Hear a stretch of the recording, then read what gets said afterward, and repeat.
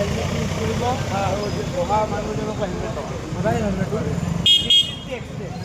কমাব লাগে সদায় পিন্ধি থাকিব দেই এইটো ফাইনৰ কাৰণে বুলি নহয় এইটো নিজৰ চেফটিৰ কাৰণে আৰু পিছফালে কাৰোবাক উঠালে তেওঁ যাতে হেলমেট কাৰণ এজন যদি বাচি যায় এজন ঠিক আছে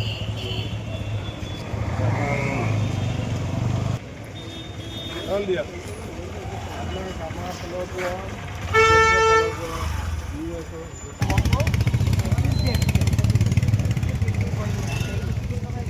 নালাগিলে লাভ নাই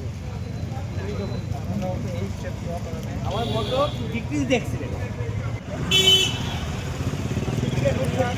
আৰম্ভ হচ্ছে তাই জন্য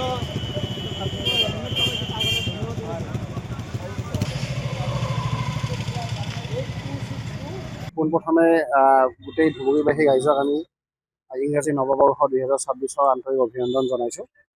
ministry of road transport and হাইৱেজৰ পিনৰ পৰা প্ৰত্যেক বছৰৰ দৰে এই বছৰো 1 জানুৱাৰী 2026 পৰা 31 জানুৱাৰী 2026লৈকে মাহজোৰা কাৰ্যসূচীৰে নেশ্যনেল ৰোড ছেফটি মান্থ মানে ৰাষ্ট্ৰীয় পথ সুৰক্ষা মাহৰ আয়োজন কৰা হৈছে। সেইটো সংগতি ৰাখি আমি ধুবুৰীতো আজিৰ পৰা national road safety month start কৰিছোঁ। প্ৰথম পদক্ষেপ হিচাপে আমি যিহেতু আজি নতুন নৱবৰ্ষ আজি প্ৰথম দিন সেই হিচাপে আমি যিখিনি মানুহে হেলমেট পিন্ধিছে সেইখিনি মানুহক এপাহি গোলাপ ফুল আৰু অকণমান চকলেটৰ ব্যৱস্থা কৰিছোঁ যাতে তেখেতলোকে উৎসাহ পায়। যিখিনি মানুহে হেলমেট পিন্ধা নাই সেইখিনি মানুহক আমি ৰোড ছেফটি এৱাৰনেছ কৰাৰ কাৰণে আমি যত্ন কৰিছোঁ। নৱবৰ্ষ বুলি ক'লে ধৰক উদন্ত বাইক চালকৰ বিৰুদ্ধে অভিযান হয় বহুত পথ দুৰ্ঘটনা আগতে হৈছিলে এইবাৰ হোৱা নাই এইবাৰ আমাৰ গোটেই ডিষ্ট্ৰিক্ট এডমিনিষ্ট্ৰেশ্যনৰ লগতে এছ পি ছাৰৰ নেতৃত্বত গোটেই আমাৰ এনফৰ্চমেণ্ট টিম ট্ৰেফিক পুলিচ আটাইৰে মানে সহযোগত আমি আজি 1 জানুৱাৰী বা 31 যোৱাকালিও আমাৰ কোনো ধৰণৰ এনেকুৱা দুৰ্ঘটনা হোৱা নাই। আজিও এতিয়ালৈকে কোনো ধৰণৰ দুৰ্ঘটনা হোৱা নাই। আমি আশা কৰিছোঁ মানে ভগৱানক আমি প্ৰাৰ্থনা কৰিছোঁ যাতে নৱবৰ্ষটো আটাইৰে সুখভাৱে পাৰ হৈ যায়। সুৰাপাৰীসকলক কি ক'ব?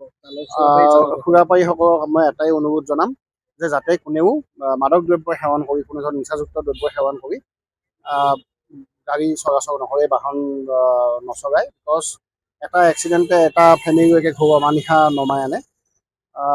গতিকে সেইকাৰণে মই আপোনালোকে অনুৰোধ জনাম যাতে ৰোড ছেফটিৰ যিখিনি নিয়ম যেনেকুৱা হেলমেট পৰিধান কৰক, ছিট বেল্ট পৰিধান কৰক, মাদক দ্ৰব্য সেৱন কৰি গাড়ী নচলাব, যেনেকুৱা আপোনাৰ অতি তীব্ৰ বেগত গাড়ী নচলাব। গতিকে এই গোটেইখিনি নিয়ম যাতে আটাইয়ে মানি চলে।